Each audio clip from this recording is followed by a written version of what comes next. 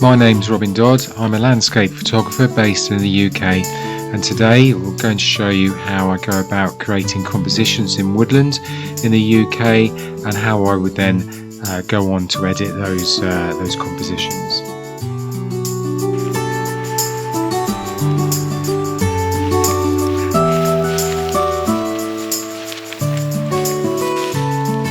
So it's autumn in the UK. I've been up in Scotland, and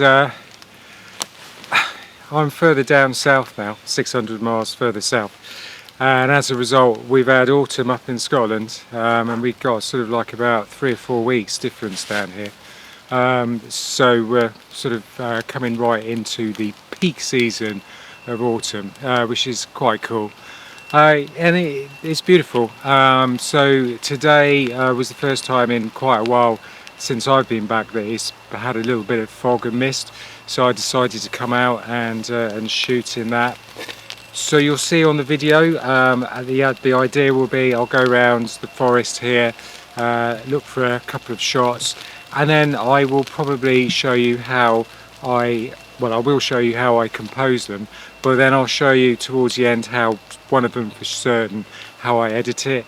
I use Adobe Lightroom for that, a bit of Photoshop sometimes if needed for finishing touches, and I also use the DxO Nik collection. That's plugins for Lightroom and Photoshop, and actually I'm sort of affiliated with them, so if you want a discount then you can look at the link below and use a discount code and get 15% off that software. That's my plug. We'll move on to the woodland stuff now. But it is a cool bit of software, and it makes those beautiful little finishing touches, particularly to woodland photography when you need it. Yeah, so the mist is dissipating now. I've already been round the woods, so you'll see what I've done shortly. And it's just a question of getting up early in the morning. It's not too bad. It's winter now. I think sunrise was 7 o'clock. Need to be up here half an hour before that, and then start shooting. So join me, see what we find, and see how we make a picture that looks cool.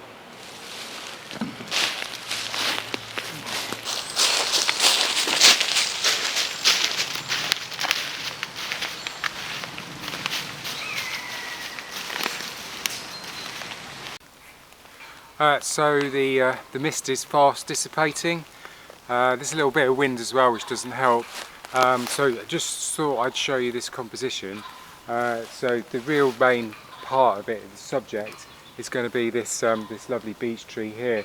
It's got some really great patterns on it, which is sort of like an algae or a fungi on it.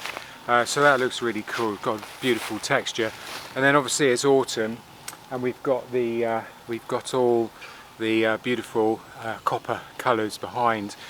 What's interesting here is this shot might have been able to take it because we've got a hill going up in the background, but it does get very light higher up. But we now got because we've got the fog, we've got this diffuse light. So because there's a little, and that allows us to shoot higher and give much more context because it doesn't blow the highlights out. So the only other issue with this image that you'll find is that there's a bit of movement with the wind, and that will blur the foreground out. So we've got these beautiful ferns in the front here. I'm not using a polarizer. I don't think need to use one quite yet. Sort of verging on it, but I don't want to reduce the speed down too low. So I'm sort of, I think it's about 1 second when I'm on about f16, maybe 2 seconds f16, which isn't a problem in the background because you're not going to see the leaves blurring, but it is a problem in the foreground. So I'll probably have to focus stack for this, and you can see as the wind goes the leaves start falling, and I just reduced the aperture down to I think 5.6, and then I get like about 1/4 of a second, maybe 1/25 of a second shutter speed. And that gives me just enough sharpness in those leaves at the front, and I'll just have to blend that in. So we'll keep looking. Just last point on this composition, it was quite important to move backwards and forwards, side left to right, because you know, we've got the supporting trees on either side. It's just a question of whether you want those in or to be hidden by the main subject tree or not. And I decided to have a couple of trees on either side, just sort of like, just got that little sort of wavy aspect to it on either side in the distance. So we'll just see how it comes out. You can never tell quite often, particularly in weather like this.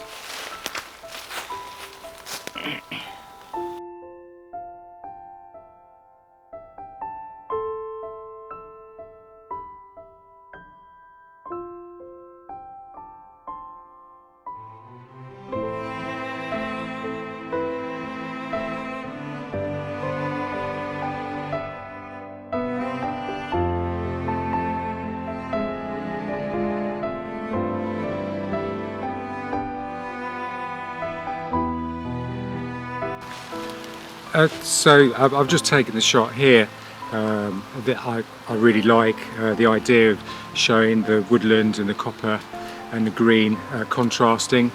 I don't normally take fallen logs, but I think it looks really good with the mist in the background.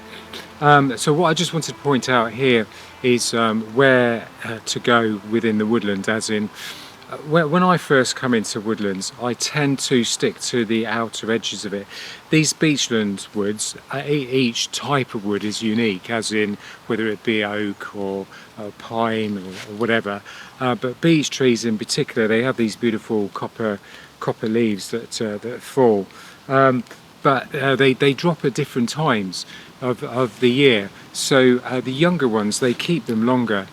And what you find is right in the middle of the wood here, it's just the best way to describe it is dark and bleak.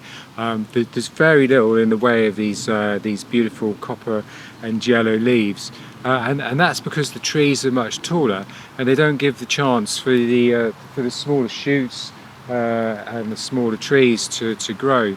But when you come to the edge of the woodland, the winds are fiercer and they tend to knock the trees down, and as a result of that you get the younger trees starting to grow, and the younger trees, because it's an evolutionary thing, they tend to hang on to their leaves longer, try and keep them greener, and then they turn that to copper colour later. And also at the same time you've got them lower down so that they're contrasting with the rest of the forest and the trunks and that type of thing.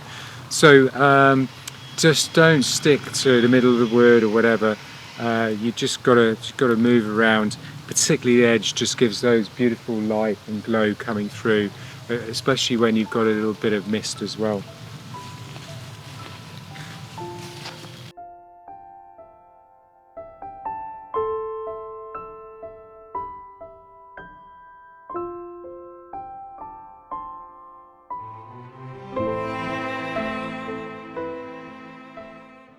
Okay, so this is the edit in Lightroom. This is the raw file. I'm not going to go into my editing in Lightroom. I'm just going to show you the basics of why I have photos stacked this and what my finishing touches to the image will be. It's down to personal preference how you would want this image to look. So if I scroll up, you can see the various changes I've made until I've settled on this one here. It's just really increasing the colours, the tones, the dynamic range, that type of thing.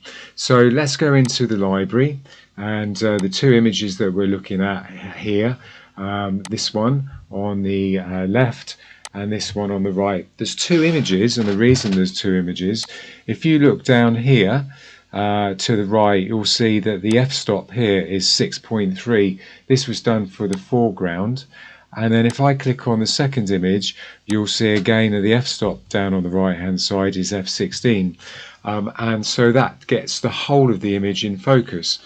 But if I highlight both of these, let's have a look, and then display them side by side, you'll see what the problem I initially had and I've had to overcome.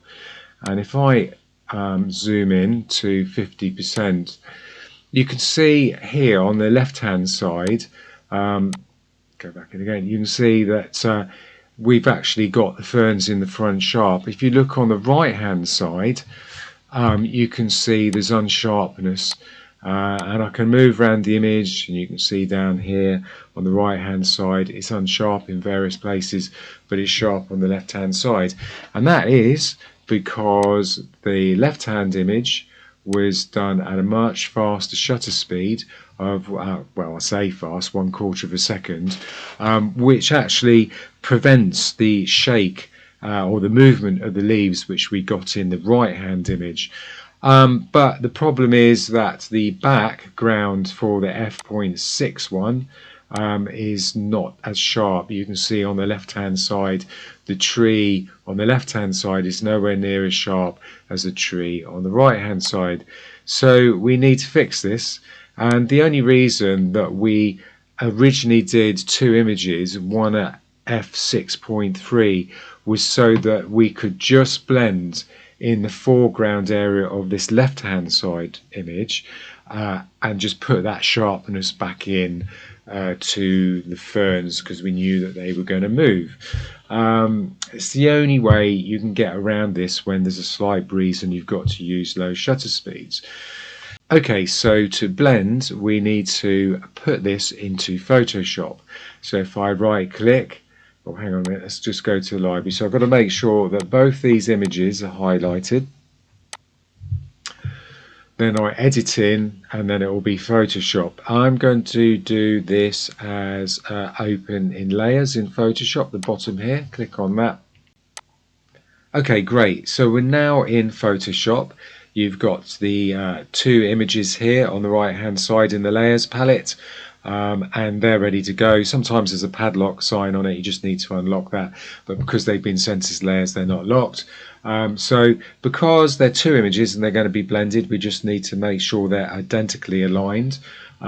This was done on a tripod, so it's unlikely that they will have moved, so you just go to edit and then come down to auto align layers, and there we go. You get this dialog box up. I click auto, press OK, and then it will just do it for us. So that appears to have been done, and there was no movement at all, so there's not really any realignment being done. Okay, so now we're ready to blend the two images together.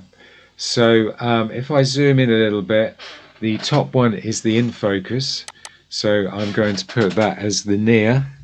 I can rename them, you don't have to do this, it's just handy just to show you. And the bottom is the far distance one.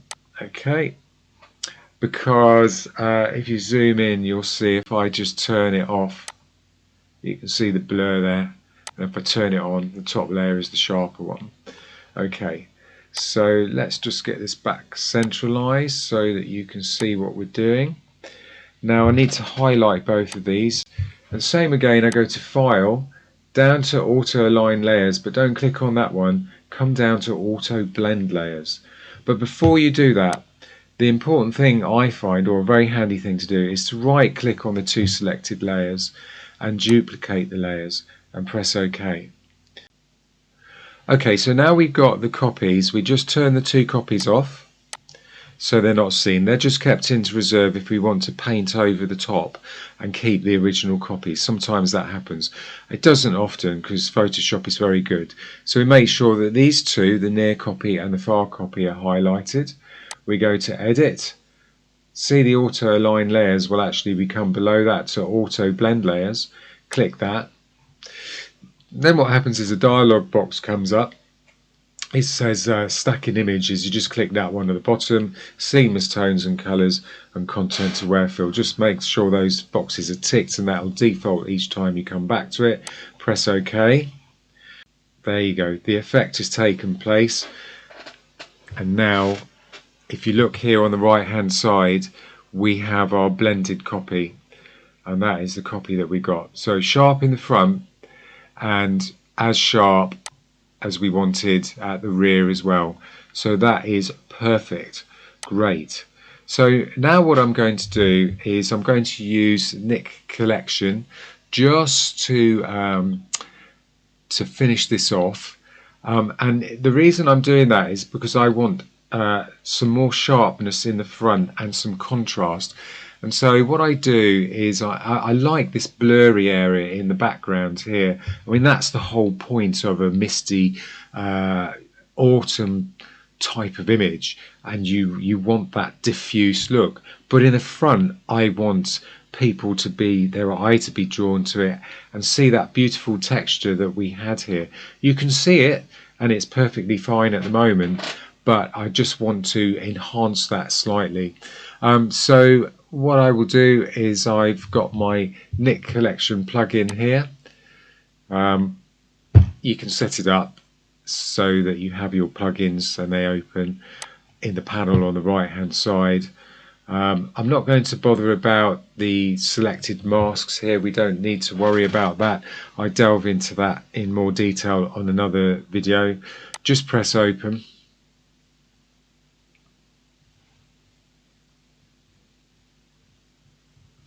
And basically what happens, it says you can't use Photoshop until you use the overarching plugin, which is Nick Collection.